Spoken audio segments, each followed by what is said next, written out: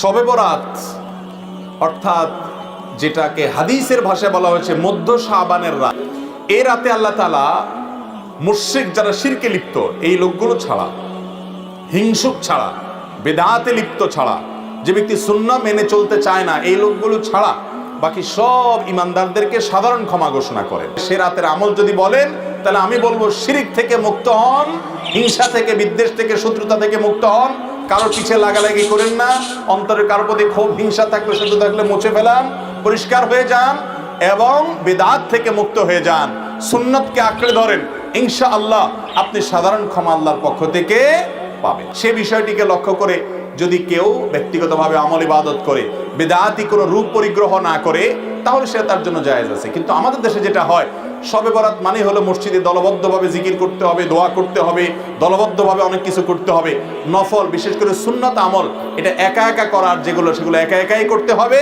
যেগুলো দলবদ্ধভাবে করার কোনো নির্দেশ নাই সেগুলোকে দলবদ্ধভাবে করলে সেটা ভুল হবে। এই উপলক্ষে আপনার আতশবাজি করা সহ অনেক ভুলভাল কাজ আছে, সেগুলো আমরা করব না।